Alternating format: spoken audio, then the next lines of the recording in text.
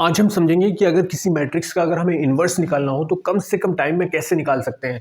हम basically A inverse कैसे define करते हैं। अगर ए एक मैट्रिक्स है तो ए इन्वर्स कैसे निकलता है, adjoint A divide by determinant of A, इस तरह निकालते हैं। अगर हमारे पास एडजॉइंट ए के लिए एक शॉर्टकट तरीका हो और डिटर्मिनेंट निकालने के लिए एक शॉर्टकट तरीका हो तो ओवरऑल ए इन्वर्स निकालने का एक शॉर्टकट तरीका डेवलप हो जाएगा। तो हम एडजॉइंट ए शॉर्टकट तरीके से कैसे निकालते हैं वो समझने वाले हैं, फिर उसके बाद डिटर्मिनेंट कैसे निकालते हैं फिर वो समझेंगे।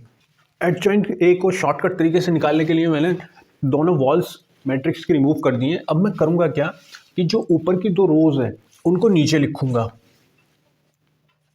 अब ओवरऑल ये एक अरेंजमेंट बन गया।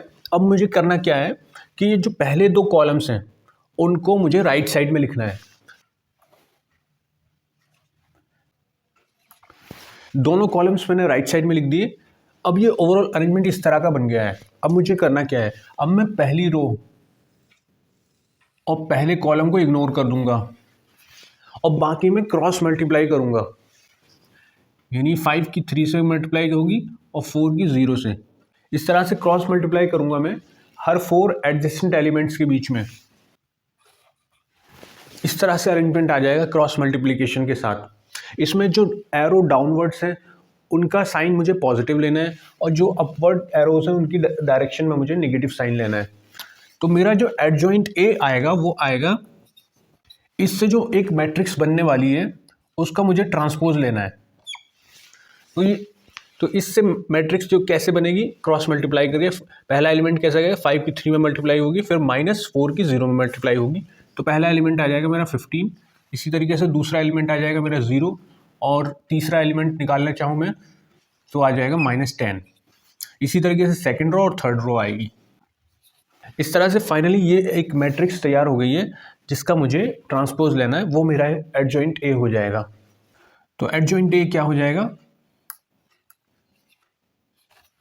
ये मेरा एडजॉइंट ए आ गया। अब यहाँ से अब मुझे डिटर्मिनेंट का शॉर्टकट तरीका यूज़ करके डिटर्मिनेंट निकालना है। मेरी ओरिजिनल मैट्रिक्स ये थी, अब मुझे इसका डिटर्मिनेंट निकालना है। मेरे पास शॉर्टकट तरीका है जिसे हम बोलते हैं सारस रूल, उसको अप्लाई करेंगे और शॉर्टकट तरीके से हम इसका डिटर्मिनेंट निकालेंगे।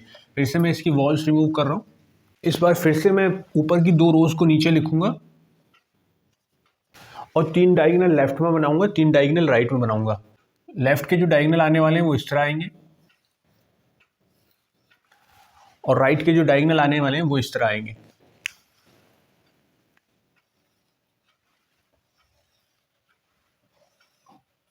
अब मैं क्या करूंगा, डायगोनल्स के अलॉन्ग मल्टीप्लाई कर दूंगा। जो राइट साइड में टोटल आ रहा है वो 15 आ रहा है और लेफ्ट साइड में टोटल आ रहा है मेरा 30 आ रहा है। अब मैं क्या करूंगा, इसका डिफरेंस ले लूंगा तो मेरा डिटर्मिनेंट आ जाएगा 15 - 30। तो ये आ जाएगा -15। इस तरह से मेरा डिटर्मिनेंट आ गया।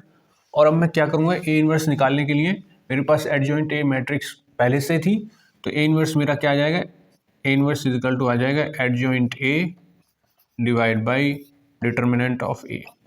इस तरह से आप बिना वो लंबी कैलकुलेशन होती है जिसमें कोफैक्टर्स निकालते हैं, वो करने की कोई ज़रूरत नहीं है, सीधे सीधे इस तरह से निकाल सकते हो। अगर आपके पास कोई 2x2 का मैट्रिक्स हो, मान लीजिए एक मैट्रिक्स है ए, 2x2 के मैट्रिक्स का अगर इन्वर्स निकालना हो तो बिल्कुल आप सेकंड्स में निकाल सकते हैं। उसमें सिंपली आपको करना क्या है, इसका डिटर्मिनेंट तो सिंपली आ जाएगा, इस तरह से मल्टीप्लाई करोगे आप, cross multiply a into d minus b into c, ये हो गया इसका डिटर्मिनेंट।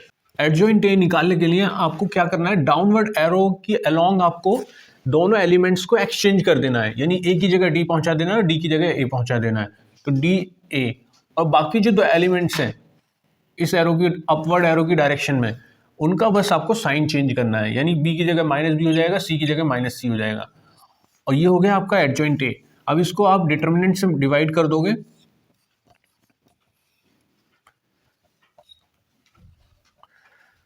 तो आपका ये आ जाएगा ए इनवर्स।